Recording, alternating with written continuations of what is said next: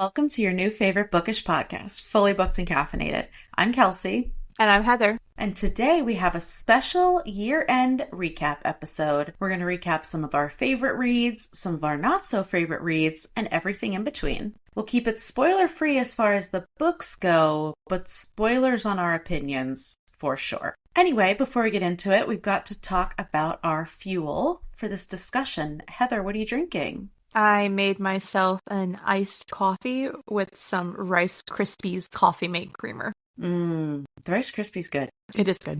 It's very delicious. And even though Christmas is technically over it's the day after, I'm still using my Grinch cup though. I'm not surprised in the slightest. But also this week in between Christmas and New Year's is like purgatory. It's like the in-between where nothing exists or doesn't exist. And I'm always so sad the day after Christmas because I just get really depressed that it's over.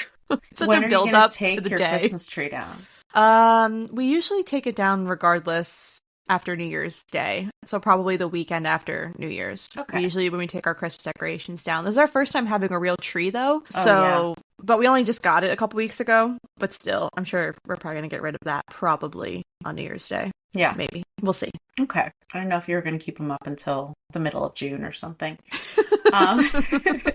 Listen, I would have. Eric actually probably both would. We wouldn't care, but.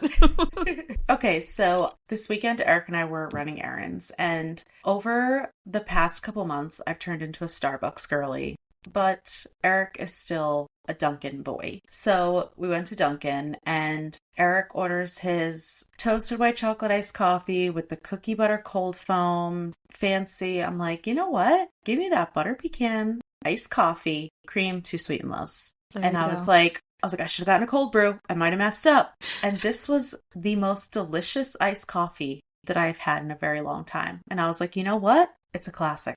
It is a classic. It absolutely is a classic. So sometimes you just gotta forgo a delicious holiday beverage in honor of a classic. Mm-hmm. And that's it has to happen. It has to happen sometimes. Just once in a while. Mm-hmm. All right, so let's get into it. Cheers. Cheers.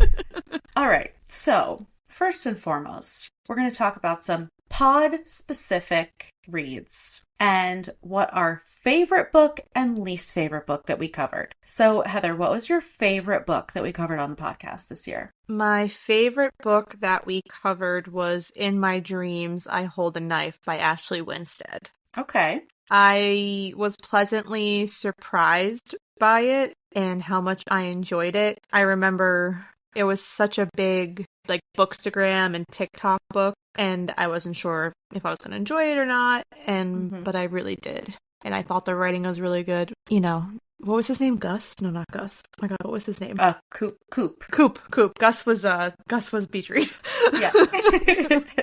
Coop was literally the man, TM, obsessed with him, and I just really enjoyed it, and I really enjoyed her writing. So I think that was actually my favorite book that we covered.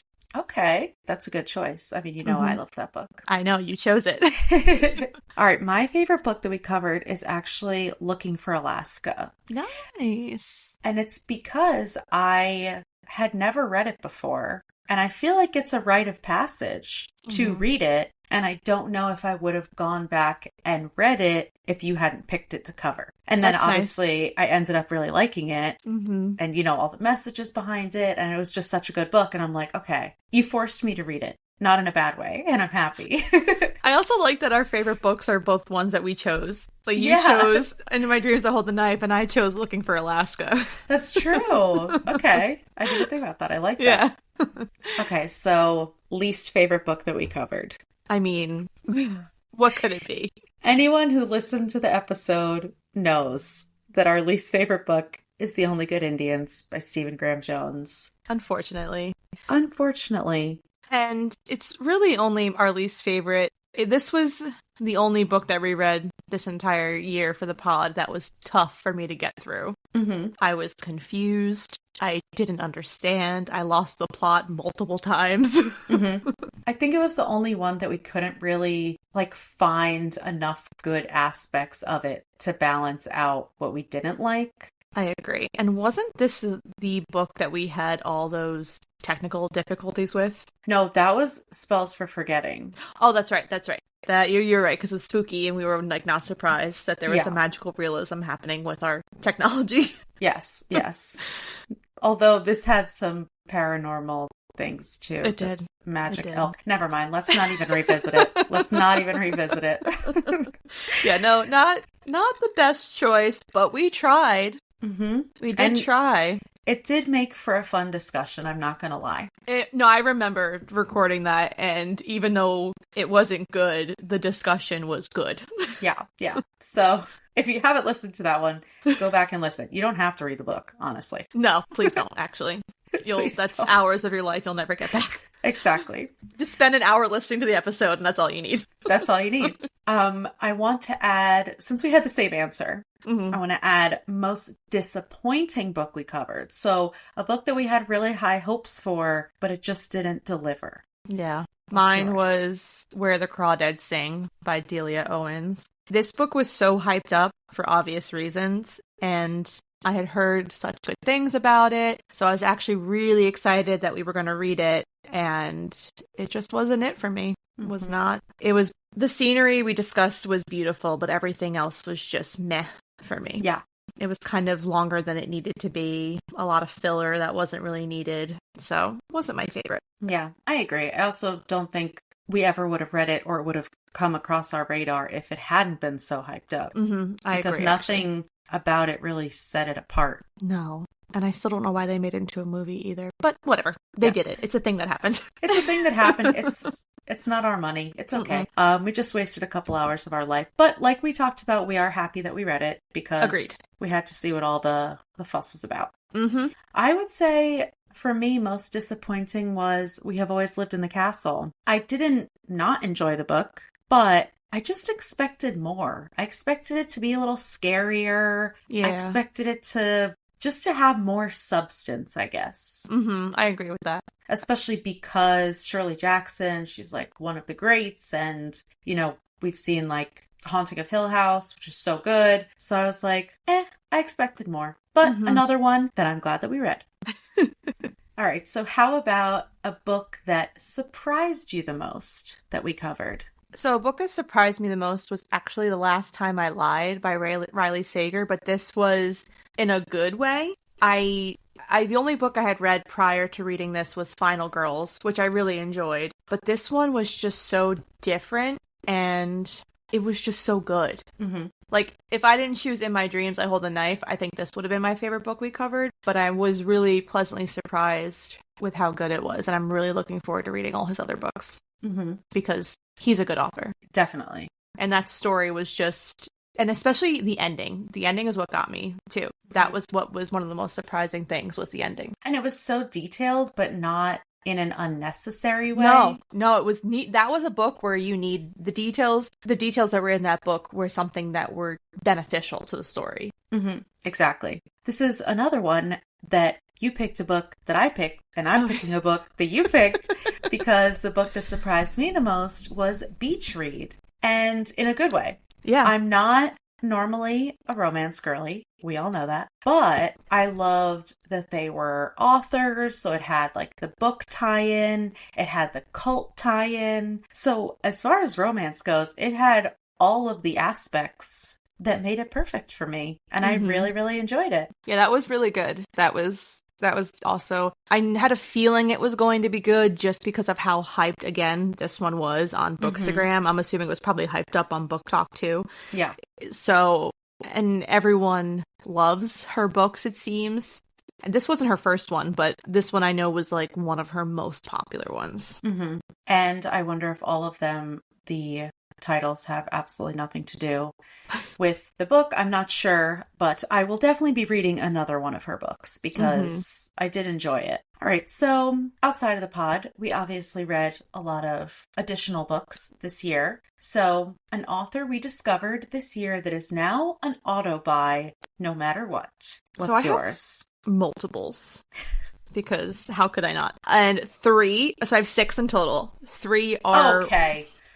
Listen, Not mad about it. There's 3 that we read that were authors from the pod episodes and 3 that weren't. Okay. So the 3 that I read from the pod were Emily Henry, Okay. Leigh Bardugo, because Shadow and that first trilogy was really good, and Ashley Winstead, obviously. The 3 that weren't covered on the pod are all romance novelists. So Okay. Liz Tomford, she did the sports romance. Elsie Silver, the cowboy romance author. And Carly Fortune, which she wrote one of my top 5 favorite books this year, which we'll talk about. But yeah, so those are my 6 now auto buys. All females, of course. Of course.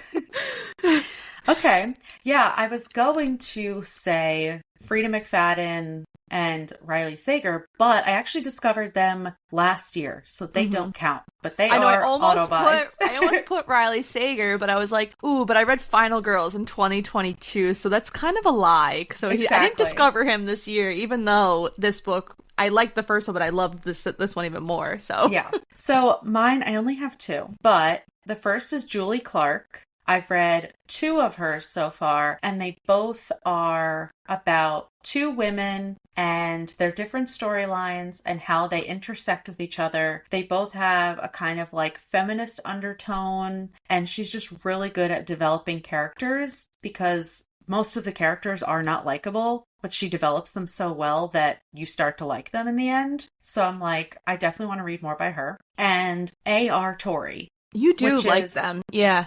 Yeah, so A.R. Torrey is a pen name for, I think, Alessandra Torrey, who's a romance author, but A.R. Torrey is what she writes her thrillers under. And I read 3 this past year, and I liked all of them. One of them wasn't very thrillery, but the writing was so good. They're just very unique storylines. I think it's so interesting when you discover an author that can do both contemporary fiction and then also mystery novels, because that's kind of what Ashley Winstead does too.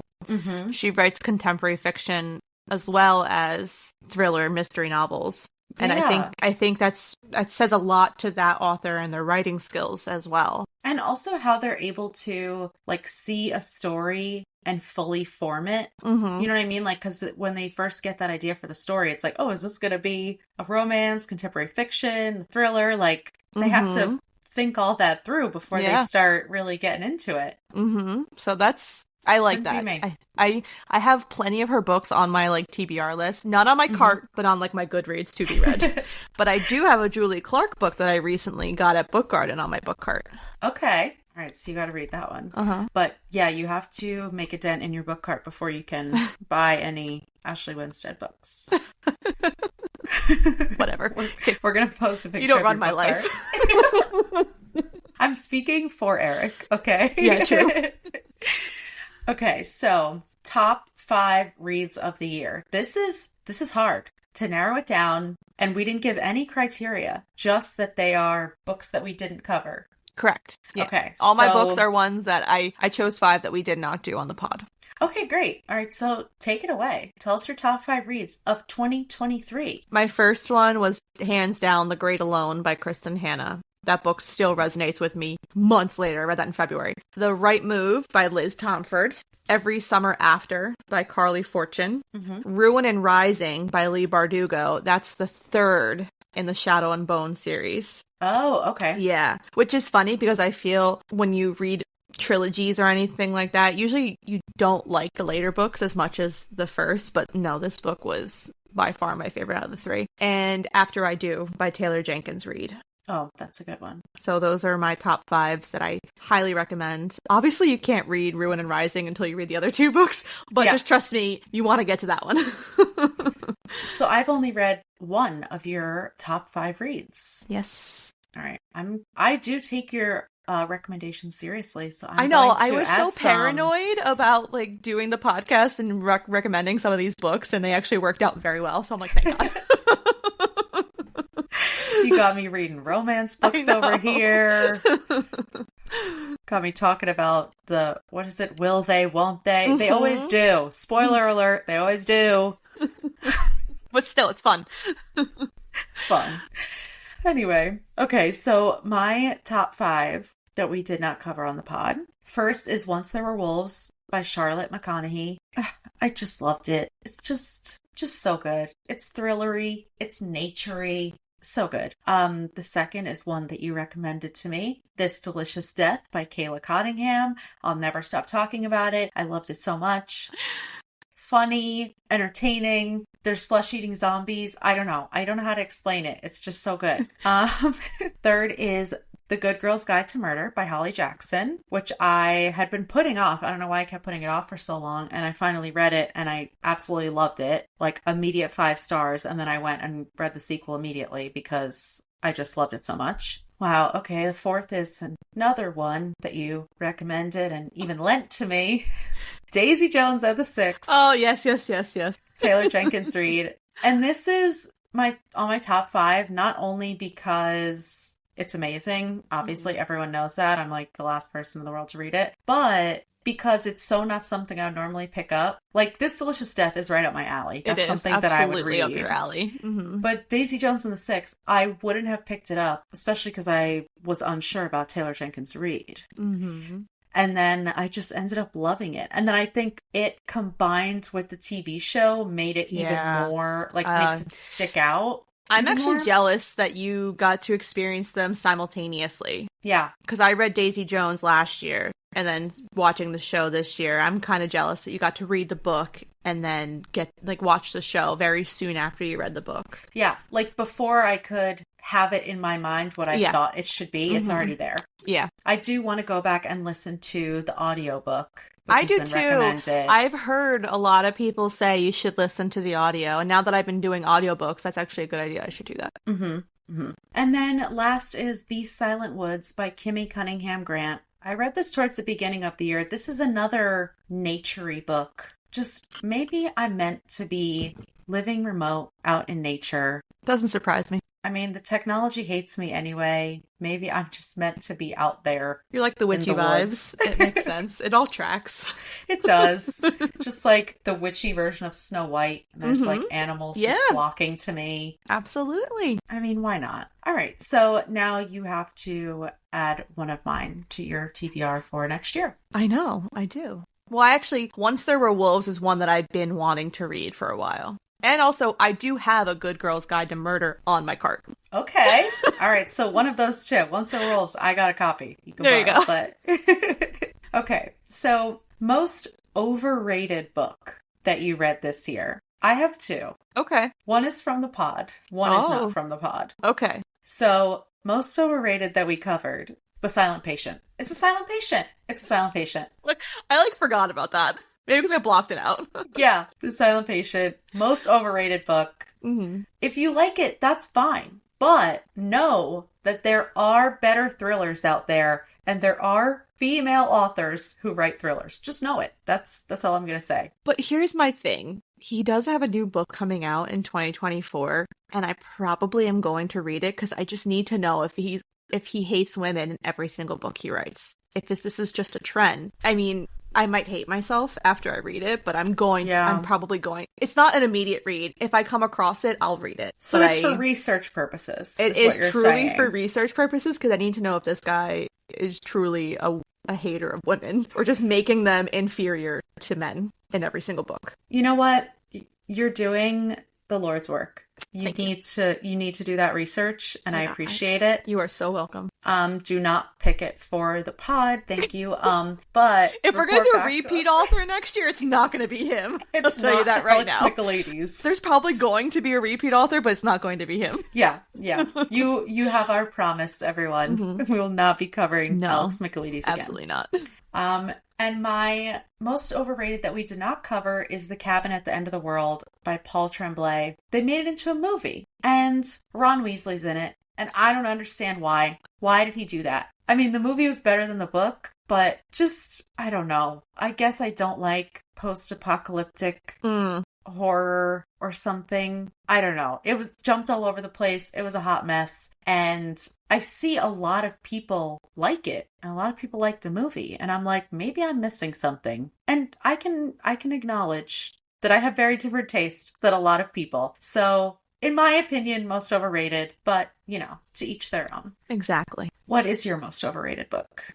My most overrated book was the book that you suggested I read, which was The Last Miss Parrish by Liz Constantine. Mm-hmm. I just wasn't a fan. It was mainly the writing for me. Like, I think I had said this when we did one of our bonus episodes. The writing was just very immature in a way. It just wasn't, it wasn't as well written as other books I had been reading at that time. So it kind of threw me for a loop because, again, this book was all over the internet. So I knew that this was something the people were so obsessed with, and it had such good ratings on Goodreads. And then I'm reading this book and I'm like, no, I'm just not, it just wasn't for me. Like, the same thing, it just wasn't, which I'm surprised because it's definitely up my alley. But I think it just had to do with the immaturity of the writing that got to me. I think it's like a Silent Patient situation where it's like a gateway book into those type of domestic thrillers because, then you have The Wife Upstairs, you have The Housemaid, you have all these that are better written, even like Behind Closed Doors, all of these that are better written books, but this was like the book that got everyone reading those. Yes. And I think that's the same with The Silent Patient. Like, that's what got everyone reading these super twisty thrillers. Psychological thrillers, yeah. Exactly. So I definitely think if I reread that now, I would not be as impressed as I was when I first read it, but it definitely got me started on that, I'm still glad I read it, and I definitely liked the premise of the book. Like I said, I just think it was just the writing for me. Yeah, I could see that. Okay, so how about most underrated book? Well, ironically, mine is This Delicious Death by Kayla Cunningham, because I think everyone needs to read it. Couldn't agree more, obviously. Because I feel like almost every book I read this year was so popular. So I really had to go through and think about what I haven't really seen a lot of on the internet, and it's this one. And I think that I know it's a YA and it's quirky, but it's so good. You can like any kind of genre, and I think you'll enjoy this book. I agree. And I haven't seen it anywhere online. That's why I'm like, it's right up my alley, but I never would have come across it if you hadn't recommended it. Yeah. So I agree with that one. Once again, I have two. One of them we both read, I'll Be You by Janelle Brown. Oh, yes. So that we read for book club, and I'm still thinking about it. And that I didn't see anywhere either. I've seen Janelle Brown for the other book, Pretty Things, which I haven't read yet. And even just the title, the cover, like nothing would make you want to read this book. But it was so good. It was a good one. And the other one is Any Man by Amber Tamblyn. Oh, that's right. It's a story about the impact of sexual assault from several different male survivor perspectives. It's fiction, but it sure doesn't feel like fiction when you're reading it. And I feel like I have seen it on Book Talk a little bit, like towards the beginning of the year. That's when I read it, but not enough people are talking about it. Like, it is such a powerful book, and you just don't see enough from a male's perspective. I mean, she's a female writing it, but you know what I mean? Like that subject from a male perspective. Yeah. So I think that's one that everyone should read. It is very triggering, but still a good book. All right. So how about our most anticipated for next year? Obviously not everything that we know we're going to want to read is out yet, but is there anything tearing around that you know about? Someone had posted on Bookstagram a nice kind of post of all the upcoming thrillers for next year, that there were so many good authors. Like Riley Sager has a new book coming out. Stacey Willingham has a new book coming out. Holly Jackson. Simone St. James has a new one coming out. So there's a bunch of really good thrillers, novels that'll be coming out by these amazing authors. But my most anticipated for next year is 100% The Women by Kristen Hanna, because I love anything she writes so far. And I think that that's going to be, I've heard already people that have gotten arcs of it have said it's literally amazing, because it's basically, it's about the women nurses in the Vietnam War, I think it was. Oh, wow. So it's going to be the war from a woman's perspective. So I'm really interested for that, because her books are always very heavily female, or like they're very female oriented. Well, we love that around here. Exactly. Right. And you said, we're probably going to cover Kristen Hanna at some point. We are, actually. Yes, we definitely are. Not this book, but it will be one of her books next year. Okay, cool. All right. Yeah, I was definitely looking at, I saw you post that Riley Sager had one coming out. I was super excited. The other ones that you listed too. I know that like Riley Sager's isn't coming out until June. Mm-hmm. So we have a long time to wait. I personally am really excited to read A Court of Thorn and Roses. I know that I'm the problem. I am late to this one, but once we decided that we were going to cover it on the pod at some point, I obviously decided to wait. And I'm just excited to see what it's all about. So even though it's not a new release, it's my most anticipated. That's fair, though. That's fair. So we'll see. And actually, she has the third book is coming out in the Crescent City series in like February. Okay. For that, which I am looking forward to, but I still need to read the second one, and they're just very hefty. Like, yeah, very hefty, these ones. They're even heftier than the ACOTAR series.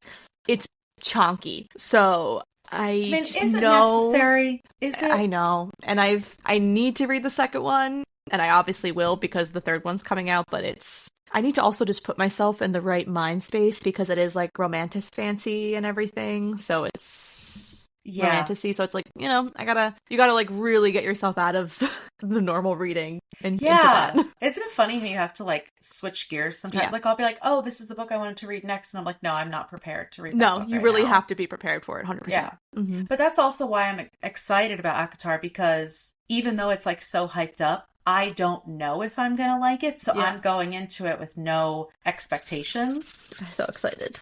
You're like, because then Vicky was the one that recommended the series to me, and she was so hyped for me to read it, and now I get to experience it with you, and I'm so excited. Oh god, it's gonna be a wild ride, guys, and you get to come along for the ride with 100%. Any other categories that we need to cover? No, I think that's a really nice way to tie up our end of the year. I completely agree, and we're really excited to start on next year's episodes. Mm-hmm. We'll try and keep it diverse and fresh, and like we said, we might have some repeat authors, but, we'll try to mix it up. Mm-hmm. That's all we have for you for this end of year episode. We want to thank you first and foremost for tuning in. If you enjoy our show, please make sure to follow, subscribe, and rate and review the podcast on whatever platform you're listening on. It's really going to help us out a lot, especially with the end of the year coming. It'll help new listeners find our show as well, so we would really appreciate it if you could help us out by doing that. If you have any book recommendations, questions for us, shoot us an email at fullybookedcalfpod@gmail.com. Also go on and follow us on our socials to see our upcoming reads. We're also going to be posting some spoiler-free reviews of other books we're reading that won't be featured on the pod. We're on Instagram and TikTok at fullybookedcalfpod. Thanks for checking us out, and remember, if you need us, we're fully booked. Bye!